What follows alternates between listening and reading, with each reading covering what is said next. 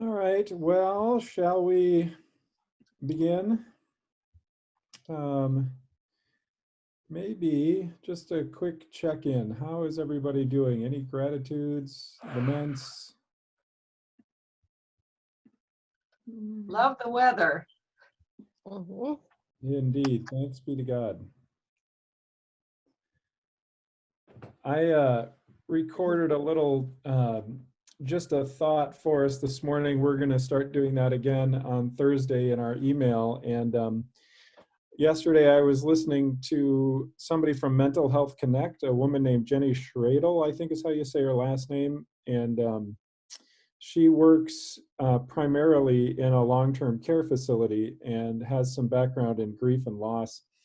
And she was giving some mental health tips on dealing with sort of the sense of grief and loss that we're experiencing being at home and things that are closed and not being able to see each other. And the one tip that I hadn't heard before but caught my attention is she actually said, let yourself have some time to stare out the window. And and I've suddenly started looking out the window and being like, oh yeah, that's right, there's outside. And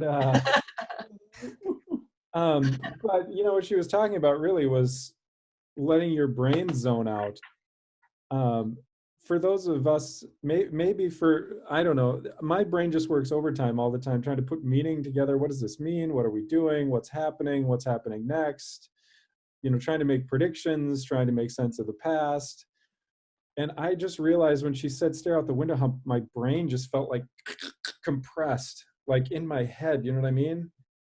And so then I just was like, oh yeah, stare out the window. And I had never really thought about this before, but what in the world is God doing on the day that God rests? It doesn't say that God's like playing golf or, surfing or, I don't know. And so I wonder if God was just sort of paying attention to what, just sort of like watching, just like staring out the window, like listening to the birds and the earth and listening to whatever the humans are doing and just sort of zoning out. That'd be a weird thing to think about God doing. Anyway, that's what I kind of wondered. Like, is God just staring out the window? What is God doing? Anyway, it made me feel better. My brain all of a sudden was like, oh yeah, just, you don't have to do anything right now. So anyway, that's my gratitude. It's a weird one, but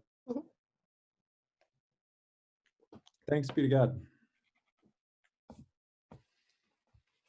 Anybody else?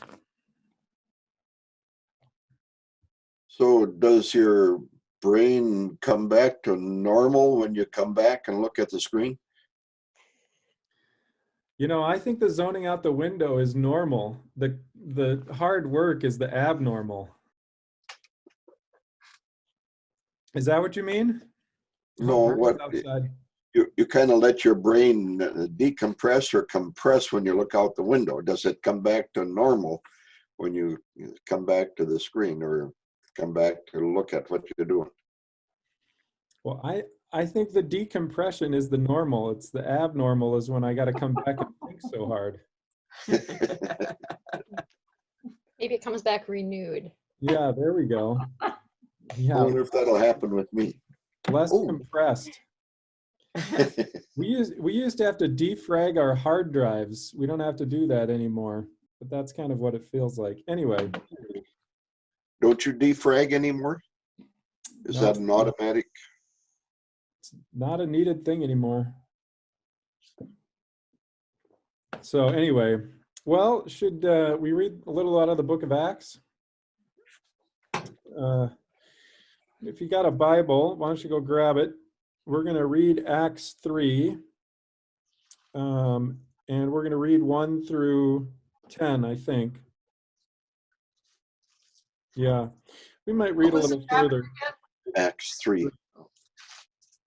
Even in Zoom here, it does help if you mute your mics if you're not talking. It makes the audio a little clearer.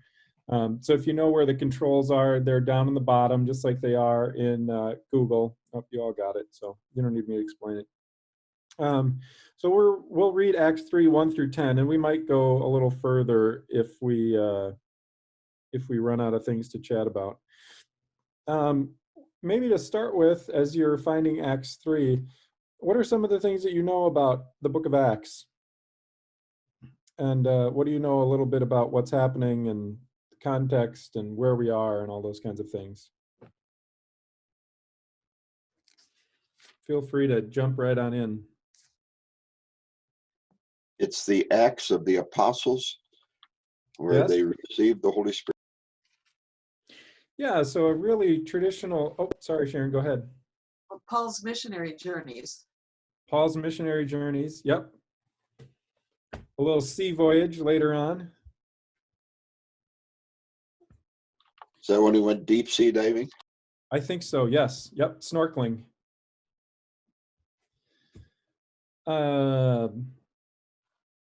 What else do you know? Who's our author? Luke. Most likely Luke. So Luke, Acts really belong together. It's a 2-volume set. Got separated when the early church was starting to put together the canon. For whatever reason, they decided to put the Gospels all together and they separate Acts out.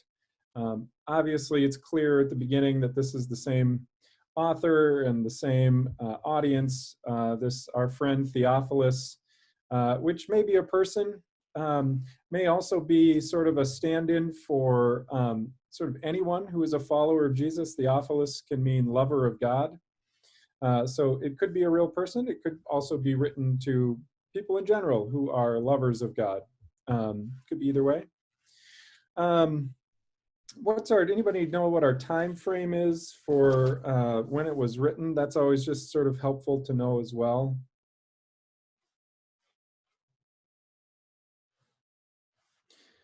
Probably looking at 80 to 90. It's likely that they know that the temple in Jerusalem, which was destroyed in 70, has been destroyed. So this is an enormously contentious time in the life of Israel and that part of the world. So there's lots of tensions going on. It's just also helpful to know. All right, that's probably good enough for the moment. Unless Sherry, you have any, or Brian, any good wisdom to share about Acts? Okay, let's get going. So anybody want to offer to read Acts 3, 1 through 10? Somebody want to read for us and maybe also tell us what flavor Bible you're reading from this morning?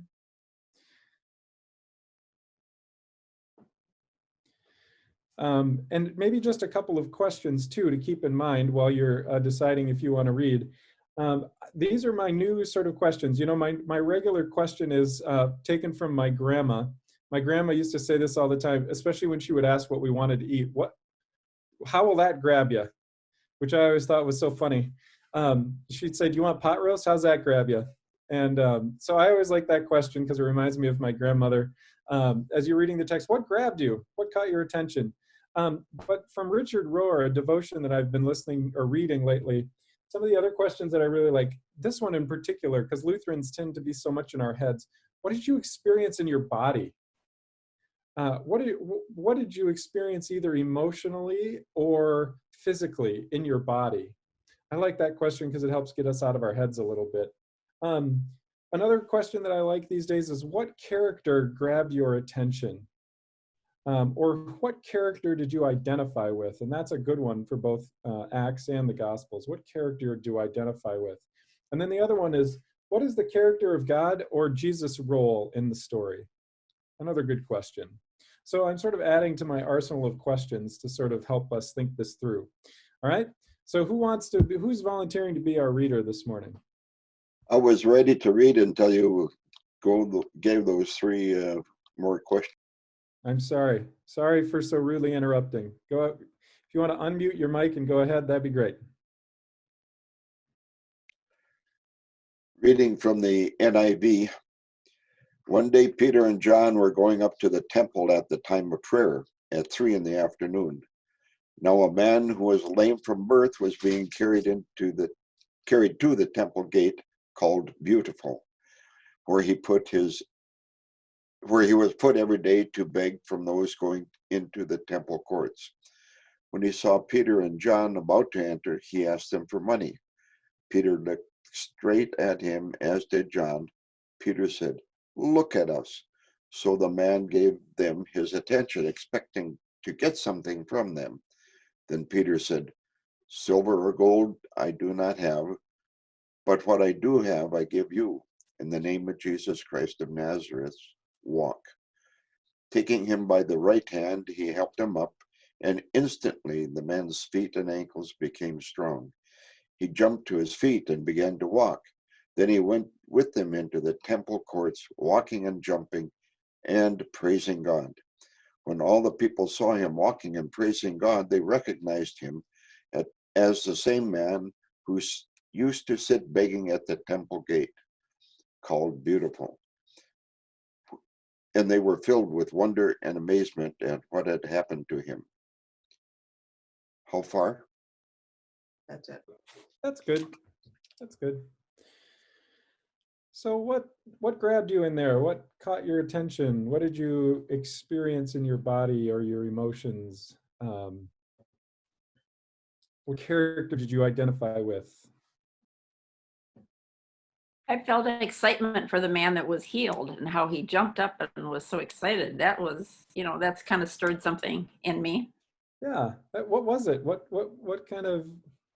Well, I thought, how exciting if he's been sitting there for a long time and begging, and then all of a sudden these people come up, they don't have money, but they have something else. And he's got to wonder what that is really, too. Yeah. Kind of amazement in many respects. Yeah. Did you feel that? Did you see him sort of dancing and walking? Yeah, I did. Yeah. Throwing his arms up and just being, Yeah, you could just. What's that? Being very exuberant, just throwing his arms up and jumping around, because my goodness, he hadn't done that for a long time. Yeah. What's that, Virgil? I was saying it made me want to sing, because the words, that's where the words of that song come from, evidently. Walking and leaping and praising God. Yes. He went walking and leaping and Yeah. praising God. However, yeah. Oh, I don't know this one. Oh, Really? yeah. I think it's a Bible school one, maybe. Yeah, or Sunday school. Yeah, I remember that. Oh, really? Mhm. Oh, I don't know that one. Huh.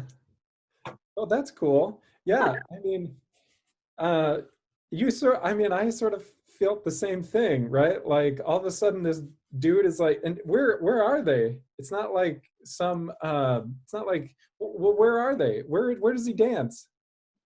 Where does he, whatever he's doing, where is he? He's by the gate of, I don't know. Gate Beautiful. And where does he go? Into the temple, jumping and singing, praising God. He's going to church. Yeah.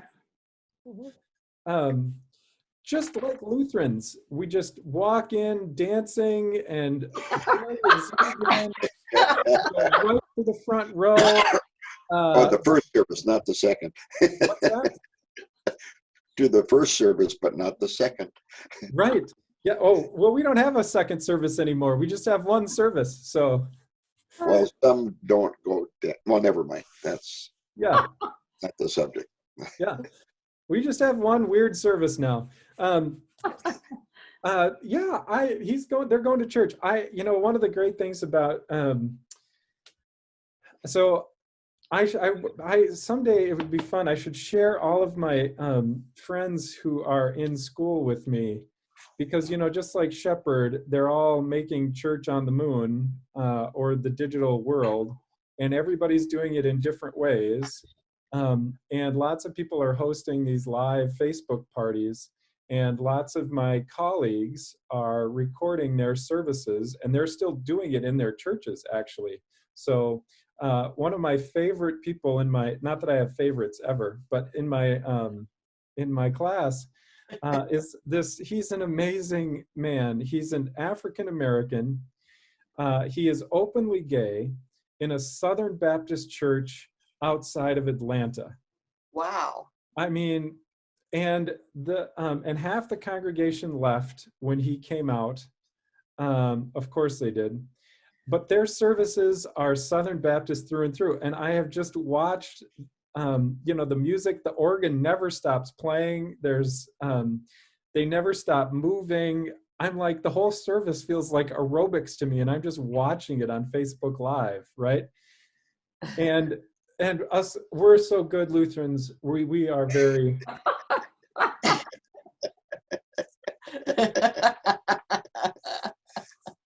you know, so there's no right or wrong way, but I just, in some ways I would like, let's all go to their church on Sunday. Let's all hop online and go to their church, because it's just so different, right? Feels more like that. Feels more like dancing. And Scandinavians, we're just bad at this. One of my other favorite people in my class, her name is Kaya, and she's young. And she's just an amazing preacher, and she preached in chapel when I was down there. And I told her in class afterwards, everybody was thanking her for her sermon, and I said, yes, I was sitting in the front row, I'm Lutheran. You know, all of the Southern students are, you know, waving their hands and clapping. And I said, you know, Kaya, that sermon was so good. I almost smiled.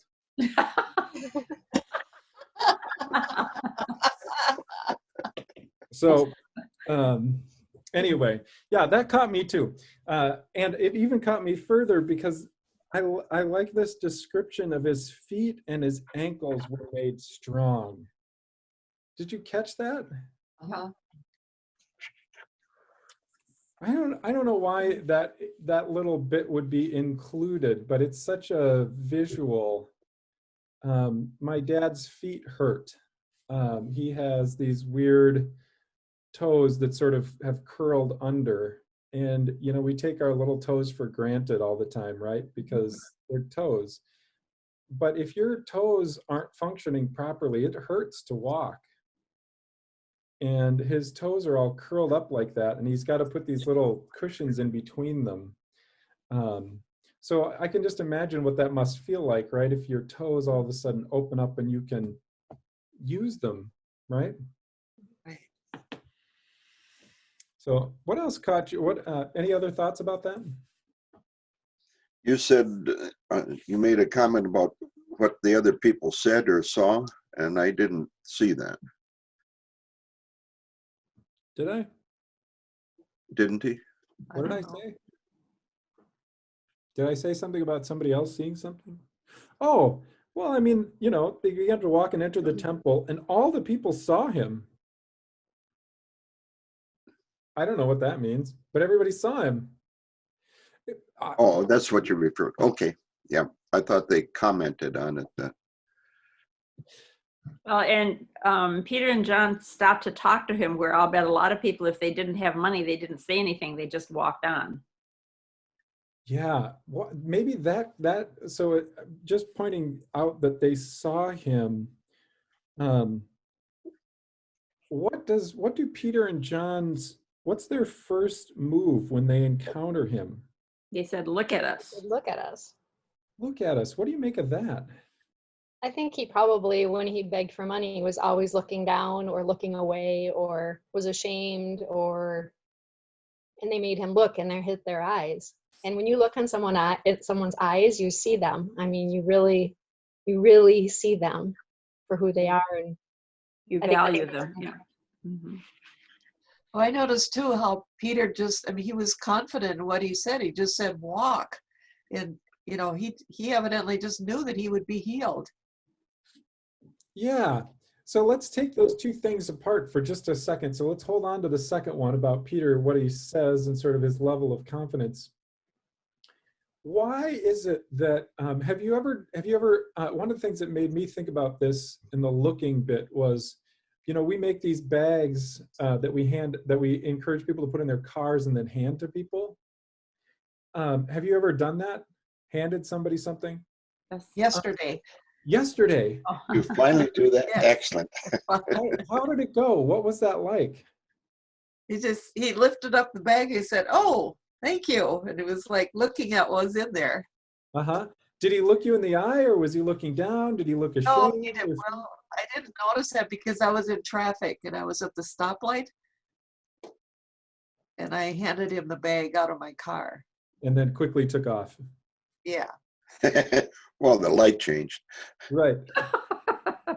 I wonder about that. Like,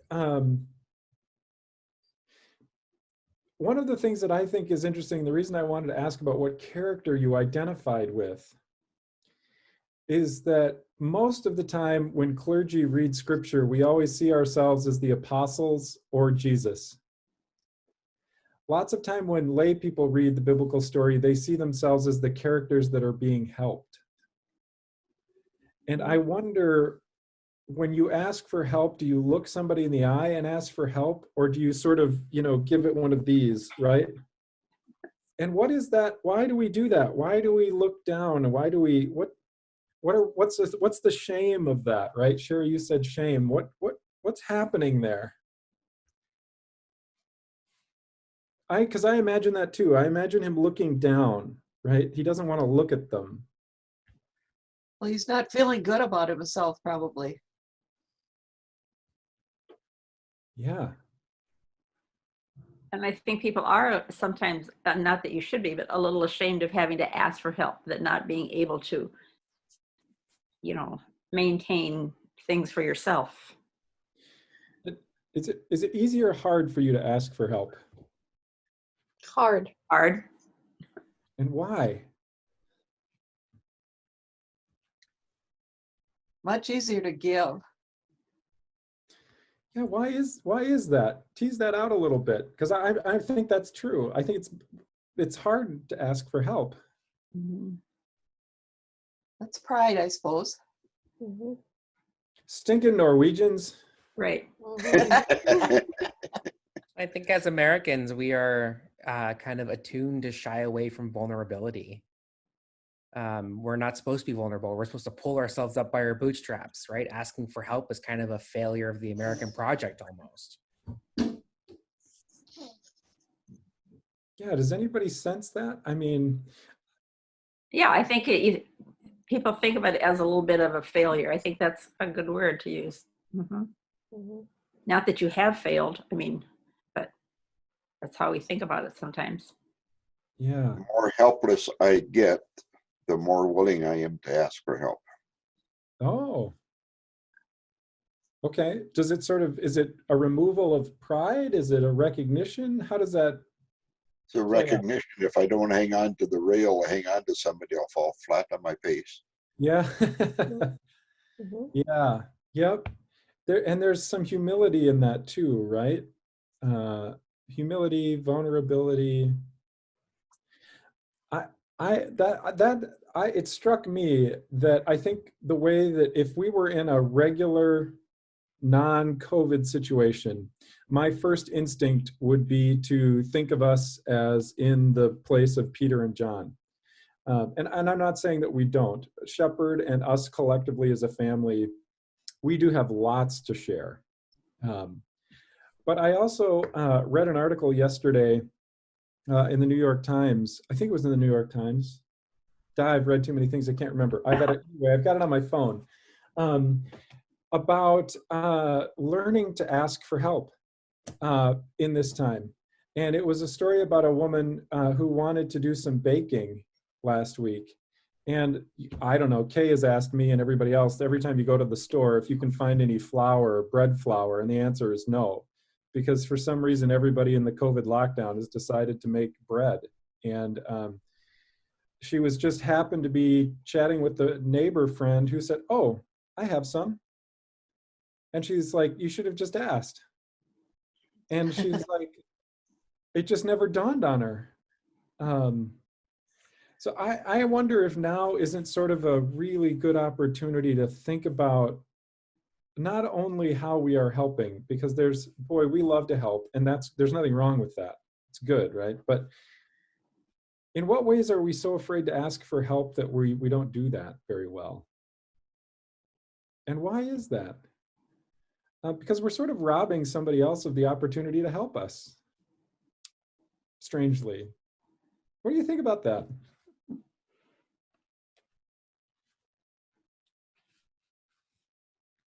Stunned. I think it's pride and wanting to do it, if Yeah. possible. It maybe makes you feel good that you can take care of yourself or provide things for yourself, or you don't have as good a feeling if you need to maybe ask others for things, or I don't know. Yeah, we like to be self-reliant. I think one Yeah. of the right, and I think one of the interesting things about the biblical story is that the ones who end up dancing in this case is not the ones who did the helping. It's the one who got helped. Right. And maybe even what sort of joy do we deny ourselves by denying our own vulnerability and our need for help? That's a weird thing to think about. And I think, you know, in the Lutheran interpretation of faith too, we say we cannot free ourselves. The one little bit that caught my attention, Virgil, in the NIV versus the NRSV is that in verse 2, can you just read that again, Virgil? Can you read verse 2 again? Now, a man who was lame from birth was being carried to the temple gate called Beautiful, where he was put every day to beg from those going into the temple courts. Yeah, I don't know why, for some reason, my translation caught me a little bit differently. This says a man lame from birth was being carried in. People would lay him daily at the gate of the temple called Beautiful. And it was the daily bit that caught my attention. And being this way since birth, this person recognized his bondage, so to speak, and in Lutheran speak, to his own limitations. Every day somebody had to pick him up and carry him there. And in some ways that it highlighted a whole bunch of things for me. One, he recognizes that he's stuck. And two, there is a group of people that is helping him every day. That's a lot of work. I imagine that this is a very dedicated group of friends that every day gets up, carries him, brings him to this place, sets him down there, right? And then, I don't know, do they go about their day? Whatever. They come back, pick him up at the end of the day, and they bring him back. So anyway, it just struck me of how much he must realize how stuck he really is. And something that we don't do, who are self-sufficient, or we don't recognize our dependence, maybe. Maybe that's what grabs me about that. So do you suppose he never got to go into the temple? Yeah, maybe. Yeah, maybe this was the first time he got to go in. Sherry or Brian, do you know anything about that? About like, there are weird restrictions, right, about who can go into the temple, and I don't know off the top of my head if you're lame, if you get to go in or not. That's a good question. Yeah, I don't know for sure either. Do you, Brian? For sure, no. My assumption would be probably not.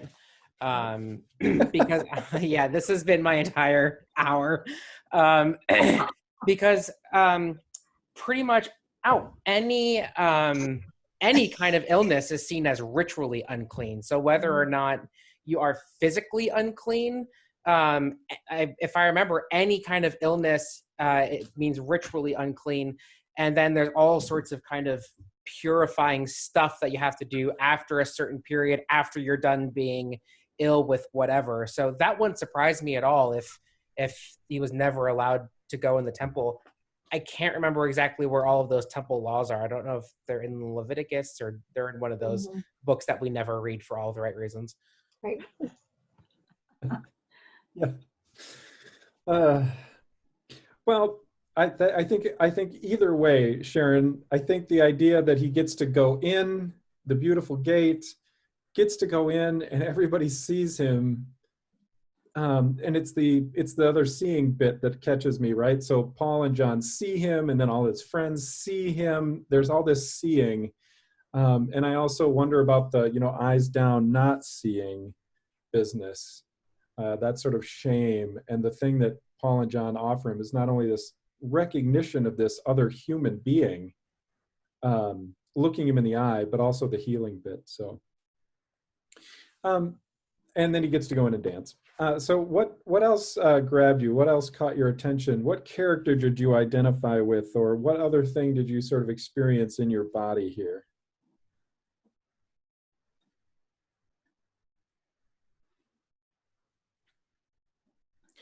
I didn't experience it, but instantly caught my attention. I thought maybe I was back in Mark immediately.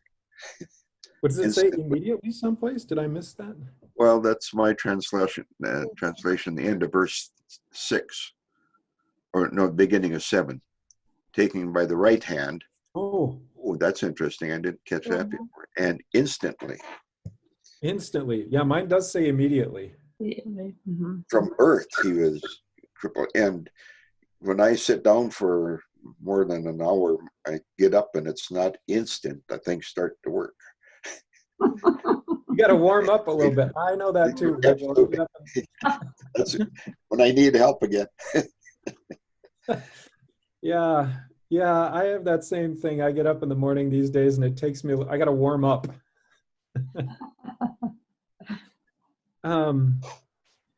Maybe since that's sort of circling back, Sharon, to your comment about they look at him and say, mine says stand up and walk.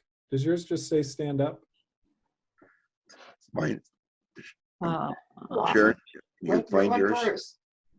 Mine says stand up and walk. It's verse 6. Yeah, verse 6. Yep. In the name of Jesus Christ of Nazareth, walk. Oh, Walk. NIV. Yeah. NIV.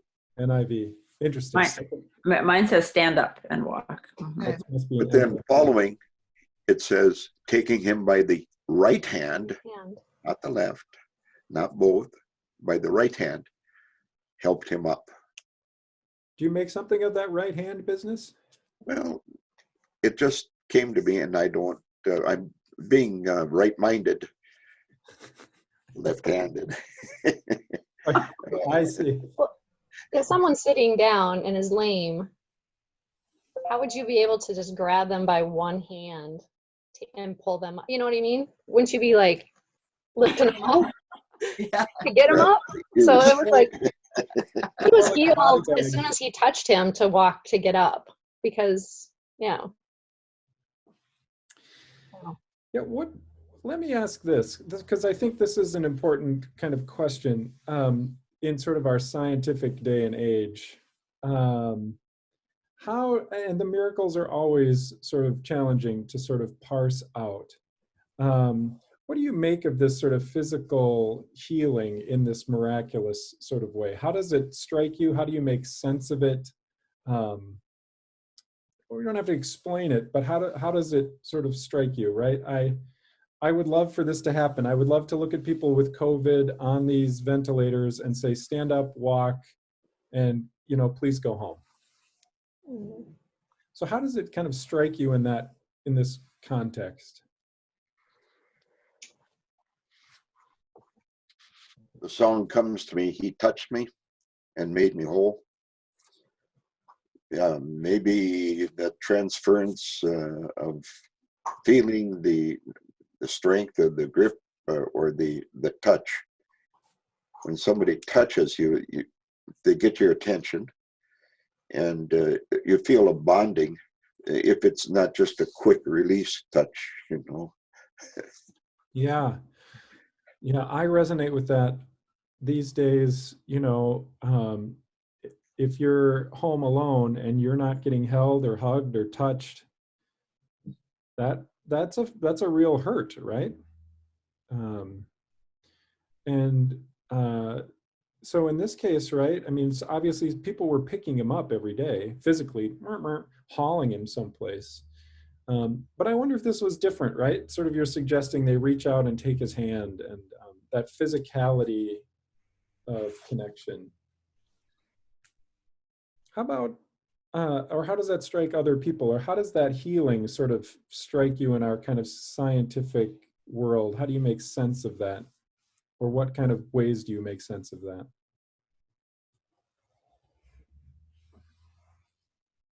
It just seems plain and simple, a miracle. A miracle, right? Yes. Yeah. And Karen, I'm sorry, I didn't mean to pick No, on I you. was going to say, but it wasn't just words either. It was the touch that was important too, probably. They just didn't say stand up and walk, but they reached out to him, took him by the hand, or Peter reached out, took him by the hand and raised him up. So there was something going on between them there. Yeah. Yeah, in some ways, I think it's helpful to look at all sorts of different levels and layers of healing that take place here. There's this looking in the eye, there's this recognition that this is a real human being, this is a person, this isn't just an object, this is a subject, this is a something or a somebody. And so there's some emotional healing, I would assume, about that. The physical healing bit and how we think about miracles, I think, is one of the challenges, don't you think, of how we think about this and why this happened and why it doesn't seem to happen as much or as frequently anymore. And one of the things that we know about the ancient Near East is that Jesus and the disciples were not the only ones that were doing these sort of faith healings. And what I think is interesting is that Jesus often says, that's not the point. I mean, that is the point, but it's not the whole point. And that's why I think it's important to look at the different layers of healing that are happening here. One of the things that the disciples bring to this person is they're not just giving him money. In fact, they don't have to give. And so sometimes when we are in that position to share, sometimes it's money and then we're done. And there's no relationship there. There's no sense of emotional healing or relational healing or systemic healing. In other words, what are the systems in place that allowed that person to have to get picked up every day and put there, right? They offer him something beyond just the money, right? It seems that there were money being given. He was probably being taken care of. He's obviously been crippled since birth. He's been alive. So whatever charity he's been giving has been helpful. But they have this other level and layer of healing. So I think that's important to look at and think about.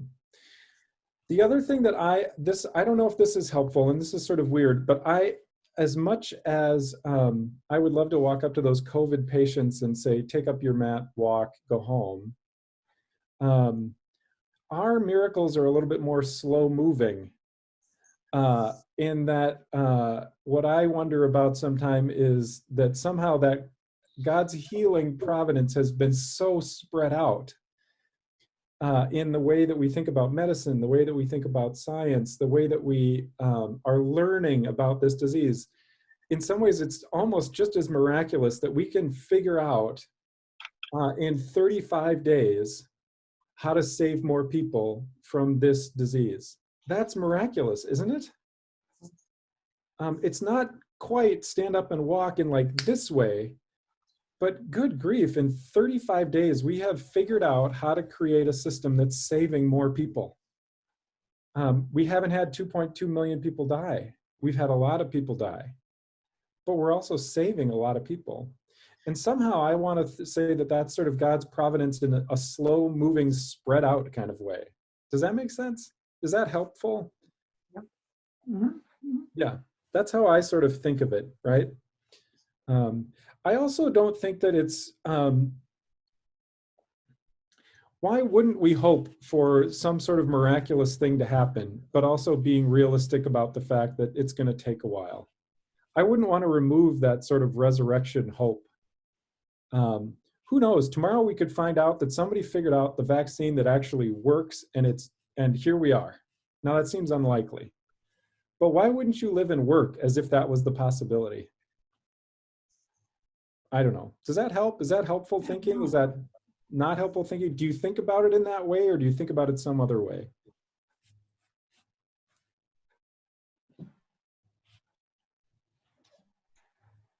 I think there's miracle in just the all of the love that people are showing to each other now. Oh yeah. I mean, there's just endless numbers of ways that people are helping one another and loving one another, and that in itself is a miracle. I think so too. it's kind of a miracle that 80% of the population is just staying home. Good grief. When has 80% of the world done anything together? I mean, come on. That's remarkable. That could be a miracle. And it's also really helped the planet, less pollution. The animals are coming back into their environment, and they're You've seen the photos of the wild boars in Germany that have been moving in? Oh my gosh, it's hilarious. They're moving into like people's backyards. They're digging things up. It's just, Oh, wow. I'm sure it's terrible, but on the other hand, it's hilarious, right? Have you seen the As long as kangaroos? it's not your backyard. What's that? As long as it's not your backyard. Oh, I would think it's hilarious. What do I care? My grass is terrible. My brother told me that goats eat buckthorn, and I've got some buckthorn I need to get down. So I keep hoping the wild goats show up and start eating my buckthorn. I have a connection with goats. Do you? Oh, yes, you do. I need some goats. Man, I need goats. Yeah, I've loved the other videos. There was a kangaroo, I can't remember, somewhere in Australia that was just hopping down the middle of the street. It's, you know, this, one of the things that struck me about this is we often think the word apocalyptic as being bad, right? It's a bad word. It's like the end of times. It's like darkness and blah, blah, blah. But apocalypse really means reveal, to be revealed. And one of the things that I think has been so interesting, and I wrote a little bit about this, and I maybe mischaracterized it, but the badness, the darkness of the virus, which has forced us inside, has also revealed all of these things. Our negative impact on the environment. If we all just stopped driving for 30 days, somewhere in China, the smog has dissipated to such a level that they can see mountains they haven't seen in 20 years. Now, what does that say about how we live? One of the other interesting things to me has been our farmers are plowing under food. Plowing under beautiful vegetables. Have you seen this? I cried. The farmers in Wisconsin are dumping milk on the ground. And you heard this morning they were destroying dozens of eggs. Dozens of eggs. 60,000 chickens I heard were euthanized. Right. Yes. So then why were my eggs almost twice as expensive yesterday? Yeah, right. Because so one of the weird things so this is apocalyptic stuff. What does that reveal about the way that we have built our food chains? That the way that we have built, and so on the one hand, right, we've been able to build these food chains that have fed millions and millions of people, right? There's something amazing about it, miraculous even. But there's also something inside of it that is just deeply insidious. That when this happens, suddenly we have to destroy food. Isn't that weird? So sort of like the layers of healing with this guy reveal all sorts of things. It's physical, it's emotional, it's spiritual, it's relational. The pandemic has revealed all these different levels of things that need to be healed, even within our own systems that have been so helpful. Our food system, because we get food delivered from so far away, and it gets packaged in so many different kinds of ways. When it gets packaged for restaurants, it can't be sold to consumers, and then it has to be thrown away. What does that say then about what we value as consumers and the way that we get our food delivered? Now, if we were getting food from our local farmer down the street, we wouldn't have this problem. And yet, on the other hand, that distribution network has probably saved millions of lives by providing food around the world. Interesting, right? Mm-hmm. So there's all these levels of things that get revealed that I think are, you know, one of the things that I sort of hope for is that when we start to emerge from this, we start to look at some of those things. The people who are the poorest are the ones who are often suffering the most from this virus. And a lot of those people happen to be people of color. Why is their access to good, nutritious food and access to healthcare so much worse than other people's? And I sort of hope that that apocalyptic nature sort of begins to help us reveal those things that are problematic, right? So there's a weird healingness even to I called the virus evil. Vince Therian didn't like me calling the virus evil.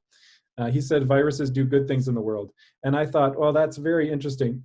Lutherans, we say, right, we are both saint and sinner. So I get it. But we also kind of name things what they really are as well. So anyway, the weird evil of this virus is also revealing things that could be healed. Thoughts about that? Sorry, I suddenly started rambling on all of a sudden. That was terrible, sorry. Anything helpful in there, in my ramblings?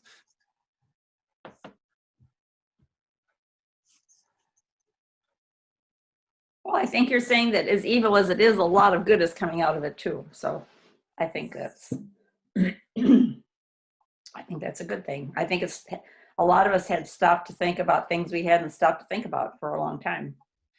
And that's good. I think just in families being together at a time when families were rarely together, that's a plus too. Yeah. I mean, there's good and bad to that, but more good than bad, I think. I like to compare all of it back to that, to what you were saying about how God's healing comes through seemingly smaller ways instead of the instantaneous ways, but to kind of use that kind of worldview to think about what the virus is. I mean, I said this a while ago. I heard a lot of people of faith start to talk about how God sent the virus to show us what we really need to see.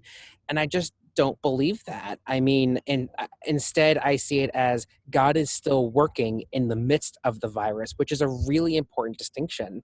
And so God's providence is still at work. The kingdom of God is still at work. You know, God is still creating. Spring is coming. So God is clearly still creating through that, creating in relationships, even in ways that we didn't think were legitimate before. I mean, you know, how many of us have been able to get closer to some of the people at Shepherd because we can do it this way, or we can call people on the phone. I mean, there's all sorts of ways that God is still at work. And I think we're able to see it a lot more now because we have kind of been thrown to our knees a little bit. And now we're the ones that are asking to be picked up. And it's not instant, but isn't it kind of a little instant at the same time? I mean, it's certainly happening fast. So I think there's just kind of a lot of all of it happening all at the same time, I think. Yeah, for sure. All of it, all at the same time. That's all the things. All right. Well, that was good. We didn't even get into the next part. We had plenty to talk about. So always good to be with you. We'll keep doing this on Wednesday at 10. So invite your friends, tell your neighbors. This is I think in some strange ways, this is a weird opportunity that we have to invite people to participate, because you can come and you can sit and be passive in this and other than you can trying to walk into church. You just stay home and hop on your computer, and if you get bored, you can always bail, and no, who cares? So it's an opportunity to invite people, I think, in a kind of a unique way. So invite your neighbors and friends, teach them how to use Zoom, tell them to come to Bible study 10 o'clock in the morning, and we promise we won't make fun of them, but we will ask them what they think. So anyway, good to be with you all. Good to see you all. Always grateful for each of you. So I got to head to my next meeting. So I got to Zoom to my next Zoom. So Have a good day. Thank you. Bye, everybody. Bye. bye.